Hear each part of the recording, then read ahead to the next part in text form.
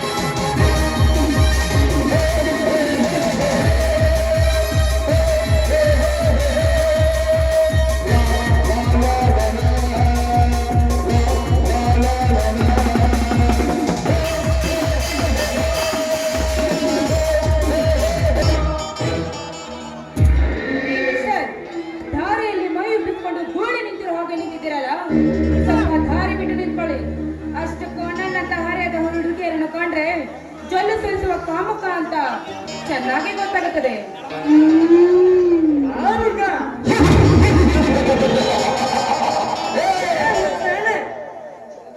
ಹುಟ್ಟುವ ಪ್ರತಿಯೊಂದು ಗಂಡು ಮಕ್ಕಳಿಗೂ ತಂಗಿ ತಾಯಿ ಅನ್ನುವ ಮಾನವತೆ ಮಮತೆ ಕೊಟ್ಟು ಬೆಳೆಸಿರುತ್ತಾರೆ ಈ ಸಮಾಜದ ತಂದೆ ತಾಯಿಗಳು. ಆದರೆ ಫ್ಯಾಷನ್ ಎಂಬ ಮಾನವತೆಗೆ ಸಿಕ್ಕ ನಿಂತ ಬಂದ ಹೆಣ್ಣುಗಳು ಪಾಠ್ಯ ತೊಟ್ಟು ಎದೆ ಬಿಡಿಸಿಕೊಂಡು ಬರೋದನ್ನು ನೋಡಿದರೆ ನನ್ನಂತ ಅರೇದ ಹುಡುಗರು ಅಷ್ಟೇ ಯಾಕಲೆ ವಯಸ್ಸಾದ ಮುದುಗನ ಕಚ್ಚಿ ಸಾಲು ಸಾಗುತ್ತದೆ.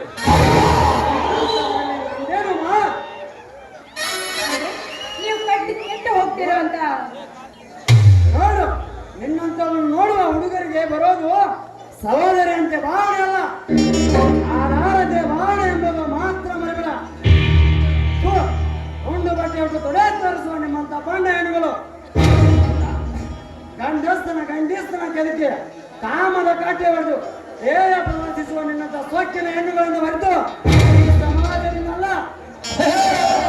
ನನ್ನ ಮಗನೇ, ನೀವು ಕೆಟ್ಟು ಹೋಗ್ತೀರಾ ಅಂತ ಕಟ್ಟಿರುವ ನಾಲ್ಕು ಗೋಡೆಗಳ ಮಧ್ಯೆ ಇರಬೇಕು ಹೆಣ್ಣಿನ ಜೀವನ. ನಿಮ್ಮಂತ ಗಂಡಸರ ಮಾತನ್ನು ಕೇಳಿ ಹೆಣ್ಣಿನ ಸೌಂದರ್ಯವನ್ನು ಮುಚ್ಚಿಡಬೇಕೆ?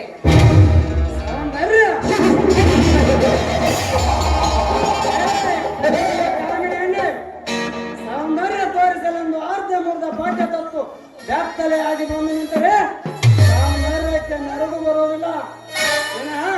ನನ್ನಂತ ಹುಡುಗರ ಗೂಣೆ ಅಂತ ನಿನ್ನ ಮೇಲೆ ಎರಗಿ ಬರೋರು ಎಚ್ಚರ. ದೂರ ಸರಿದು ನಿಂತು ಮಾತಾಡೋ ಧೂರಾತ್ಮ, ಎಚ್ಚರದ ಮಾತನ್ನು ಕೇಳಿ ಹುಚ್ಚರ ಅಂತ ನಡೆಸಿದರೆ ಈ ಜಗತ್ತು ಹೇಳ್ತಿದೆ ಹೆಣ್ಣಿನ ಸೌಂದರ್ಯಕ್ಕೆ ಬೆಲೆ ಕೊಡದ ಭಾರತೀಯ ಸಂಸ್ಕೃತಿ ಅಂತ.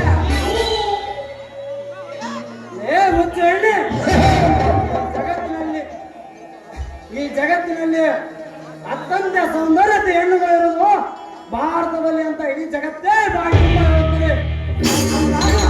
ನಿನ್ನಂತೆ ತುಂಡು ಬಟ್ಟೆ ಹಾಕುವ ಸುಂದರಿಯರಿಂದಲ್ಲ, ಮೈ ತುಂಬ ಸೀರೆ ನೋಟ್ಟು ತಲೆ ತುಂಬ ಹೂವನ್ನು ಬಿಡುದು ಹಣೆ ಮೇಲೆ ಕುಂಕುಮವನ್ನು ಇಟ್ಟುಕೊಂಡು ಬರುವುದನ್ನು ನೋಡಿದರೆ ಕಾಮ ಎಂಬ ಗಂಡಸಿನ ಸೊಕ್ಕಡಿಗೆ ಎಂಬ ವಿಮಾನ ಹುಟ್ಟಿರುತ್ತದೆ. ಇದೇ ಭಾರತದ ಸೌಂದರ್ಯದ ಸಂಸ್ಕೃತಿ.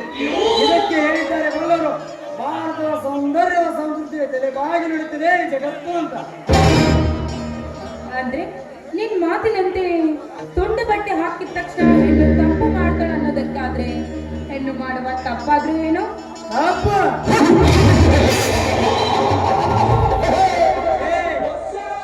ಮುಂದಿನ ಪೀಳಿಗೆಗೆ ದಾರಿದೀಪವಾಗಬೇಕು ಆಗಬೇಕಾದ ನಿಮ್ಮಂತ ಹೆಣ್ಣುಗಳೇ ಬಾರಿನಲ್ಲಿ ಕುಳಿತು ಬ್ರಾಂಡಿ ಕುಡಿಯುವ ಚಾಲಾಕಿ ಹೆಣ್ಣುಗಳು ತುಂಬಿಕೊಂಡರು ಈ ನಿನ್ನ ಕಲಿಯುಗದಲ್ಲಿ. ಅದು ತಪ್ಪಲ್ಲವೇ? ಶಾಲೆಯ ಕಲಿಯುತ್ತೇನೆಂದು ತಂದೆ ತಾಯಿ ಬೆಣ್ಣ ನೆಪ ಹೇಳಿ ರಾತ್ರಿ ಹೊತ್ತಿನಲ್ಲಿ ಕ್ಲಬ್ ಮಬ್ಬಿನಲ್ಲಿ ಮೆಂಡನ ಕೈ ಹಿಡಿಯುವ ಬಾಂಡ ರಂಡೇರಷ್ಟು ನಿನ್ನ ಹೆಣ್ಣಿನ ಸೋಗಿ ಕುಲದಲ್ಲಿ. ಅದು ತಪ್ಪಲ್ಲವೇ? ಅಷ್ಟೇ ಯಾಕಲೆ 9 ತಿಂಗಳು ಎತ್ತು ಸಾಕಿದ ಹೆಣ್ಣುಗಳೇ ದ್ರೋಣ ಹತ್ಯೆ ಮಾಡುವ ನಿನ್ನಂತ ಬದ್ಮಾಸ್ ಹೆಣ್ಣುಗಳು ತುಂಬಿಕೊಂಡರು ಈ ನಿನ್ನ ಕಲಿಯುಗದಲ್ಲಿ. ಅದು ತಪ್ಪಲ್ಲವೇ? ಅದಕ್ಕೆ ಹೇಳಿದ್ದಾರೆ ಬಲ್ಲವರು, ಹೆಣ್ಣಿಗೆ ಎಣ್ಣೆ ಶತ್ರು ಅಂತ.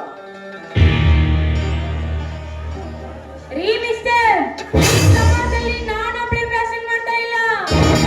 ಹಳ್ಳಿಯಿಂದ ಹಿಡಿದು ದಿಲ್ಲಿವರೆಗೂ ನಡೆದಿದೆ ಫ್ಯಾಷನ್. ಇದರಲ್ಲಿ ನಂದೇನ್ರಿ ಮಹಾ? ಮತ್ತು ಬಾಯಿ ಹುಚ್ಚೇನೆ.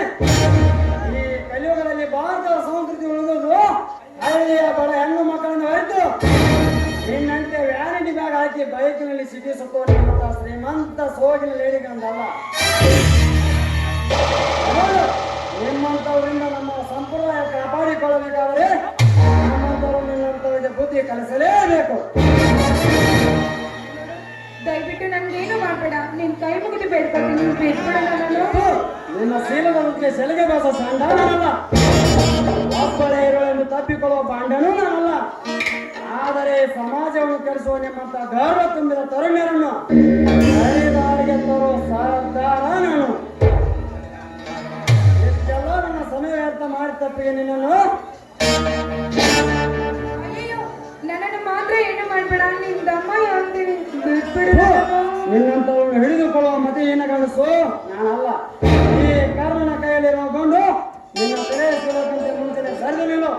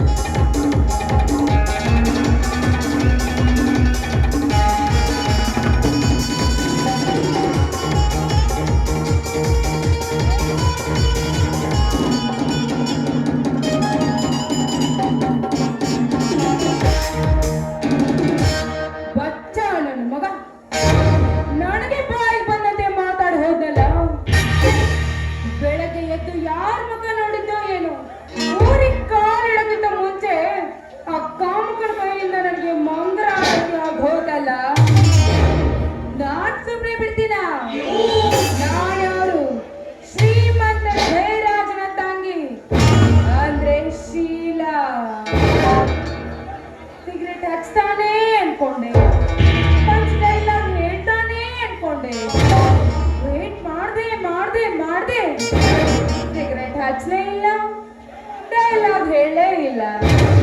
ಹಲೋ ಗೈಸ್, ನಾನು ಏನ್ ಹೇಳ್ತೀನಿ ಅಂತ ಗಮನವಿಟ್ಟು ಕೇಳ್ತಾ ಇದ್ದೀರಲ್ಲ ನೀವು?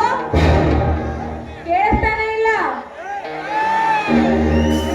ಕಾಡಲ್ಲಿ ಟೈಗರ್ ಇರುತ್ತೆ, ನಾಡಲ್ಲಿ ಟವರ್ ಇರುತ್ತೆ. ಲೇಡಿ ಟೈಗರ್ ಶೀಲಾ ಎಂಟ್ರಿ ಕೊಟ್ಟಿದ್ದೀರಿ ಅಂದ್ಮೇಲೆ